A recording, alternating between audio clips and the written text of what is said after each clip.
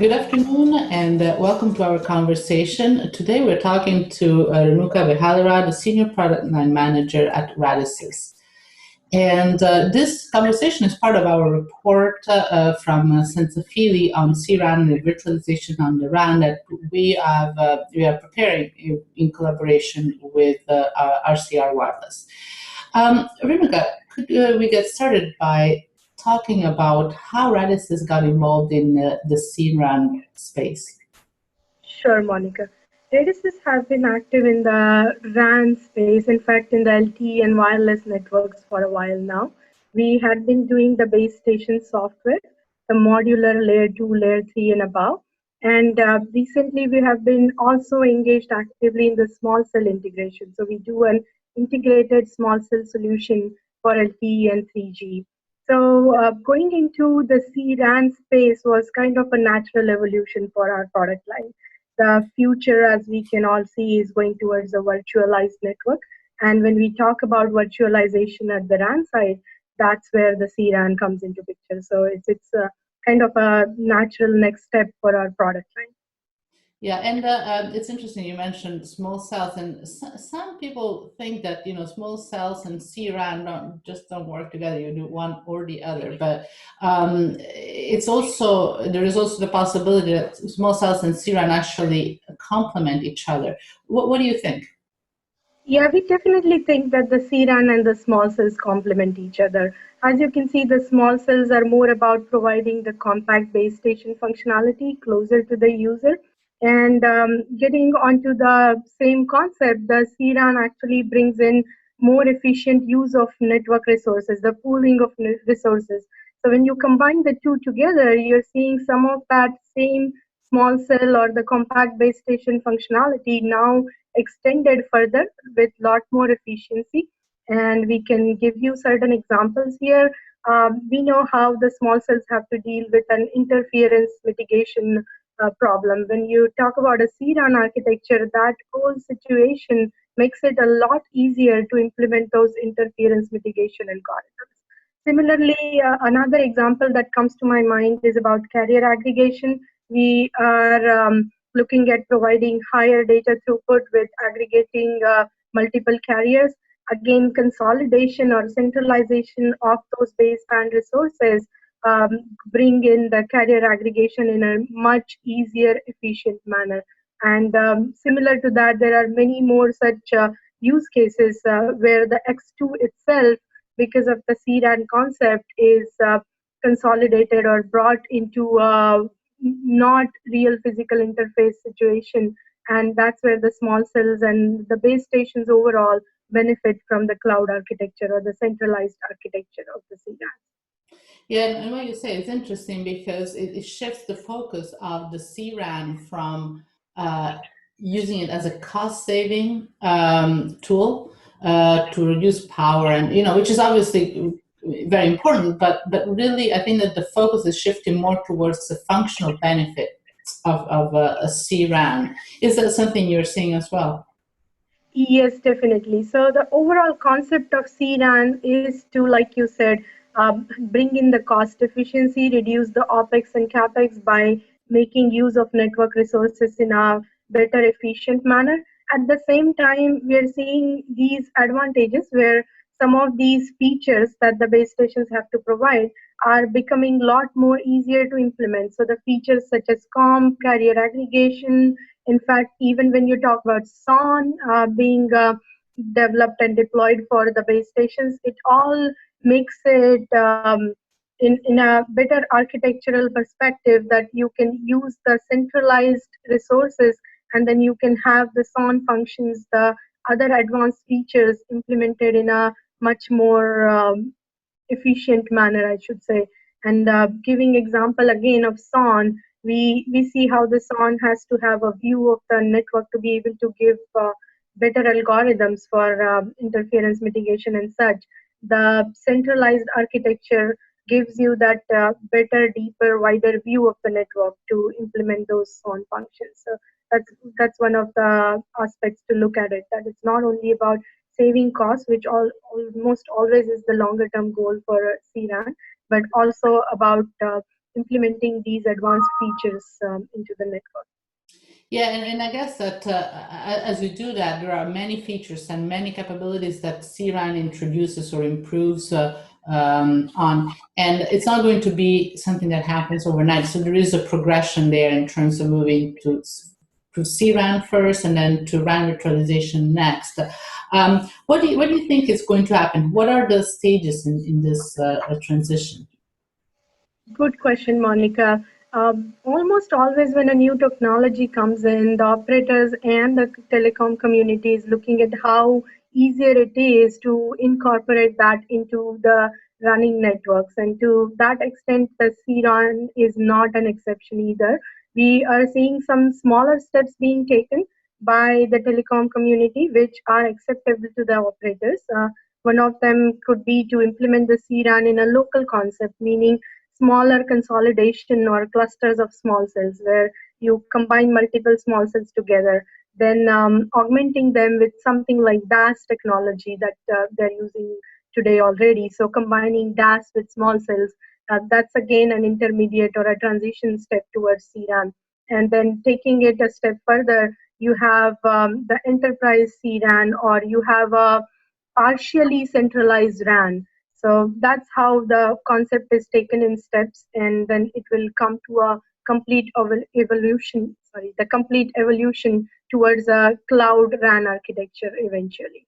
Mm-hmm. And in terms of virtualizing the hardware, do you think we'll ever get to a position where all the hardware is going to be off the shelf, or will we still needing some specialized hardware for some functionality?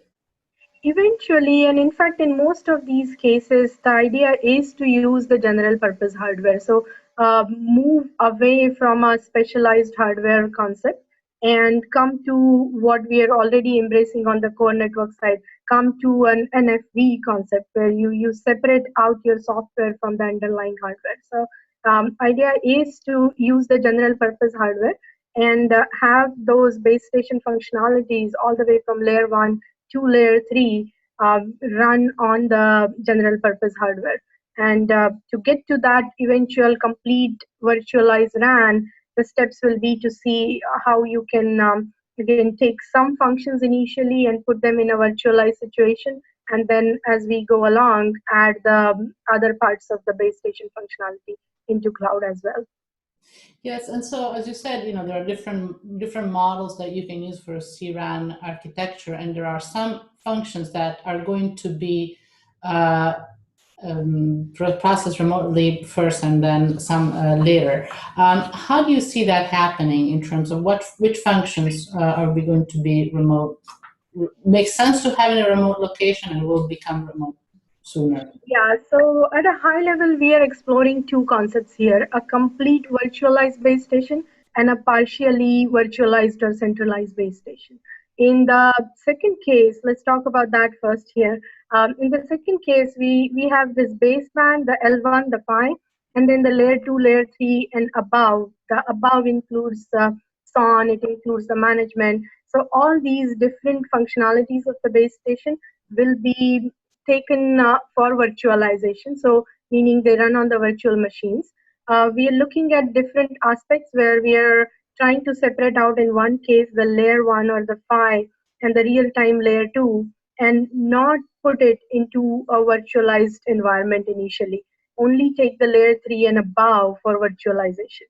This particular architecture gives us one advantage where, as you know, in LTE and in fact on the base station side, you have constraints on latency and the bandwidth that you have to support for the air interface. So by not virtualizing the L1 and the real-time L2, you kind of take care of that restriction. You don't end up with a requirement for a high performing front haul there. The layer 3 and above is very much suitable for us general purpose architecture as is.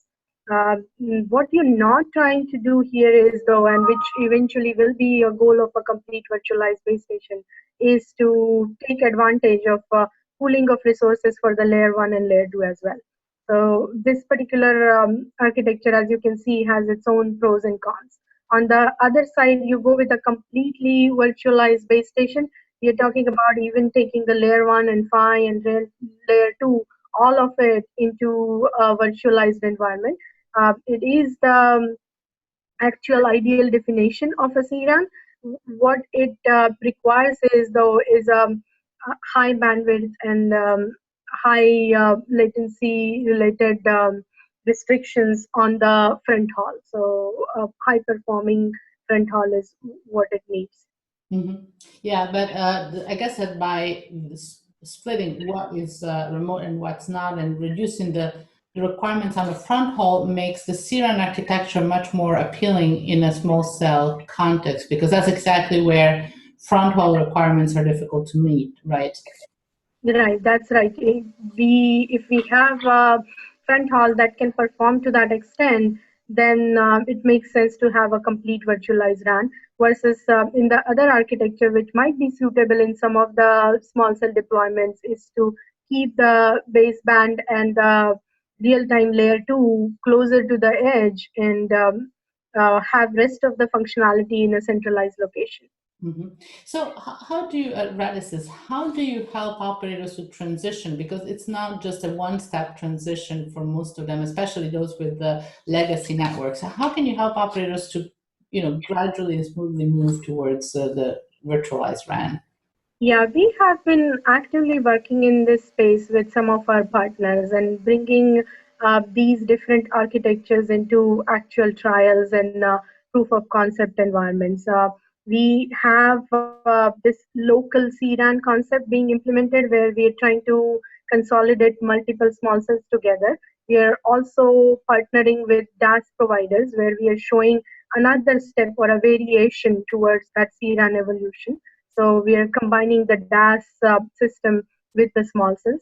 And then on the other hand, we have with some partners, we are bringing in a complete virtualized L1 as well. So I should mention ASOX. They're our partner who bring in the layer 1 in a virtualized environment. And then we complement that with our layer 2, layer 3 modular architecture in that similar virtualized environment for a complete cRAN.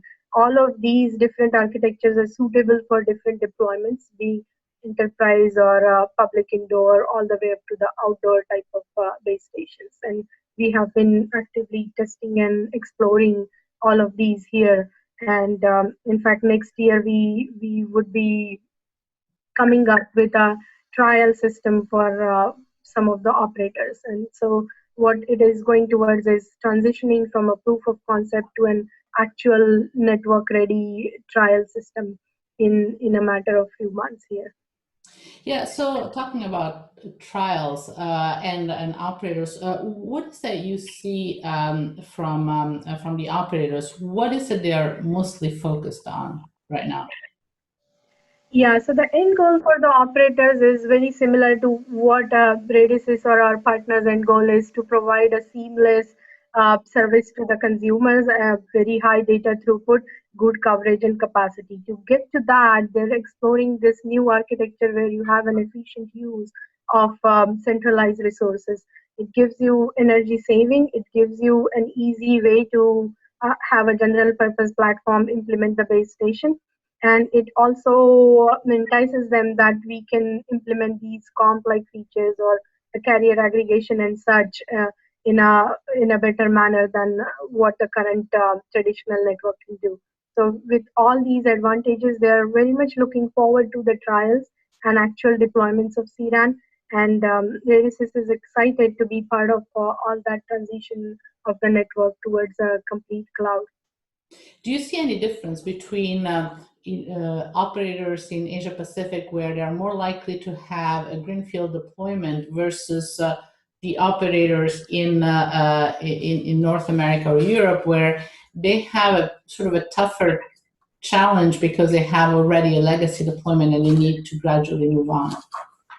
Yeah, interestingly, we see that both the sides are equally interested in getting to a CRAN. Like you said, the APAC is always trying to get to the next level of technology as fast as they can. To that extent, yes, we are seeing a lot of traction in that area. But on the other hand, even the North American and the European operators are very open to bring in the centralized or the cloud version of the base station into their existing networks. And with the smaller, easier steps of defining a local cRAN or defining partial centralized or virtualized RAN, it is making it more of a real deployment scenario for them than to wait for a complete evolution of a 100% centralized RAN. Now, another dimension, there are a lot of different views on what cRAN is going to be or not going to be, and some people think it's a niche solution like DAS is, that it's going to work in some environments but not in others. And others think that it's going to be a pervasive new way of structuring the RAN. Where do you stand in that? Yeah, we believe that it is going to be a new way of implementing the RAN. The architecture shift itself is so much aligned with where the network is going tomorrow. We talk about 4G, 4.5G, and then 5G.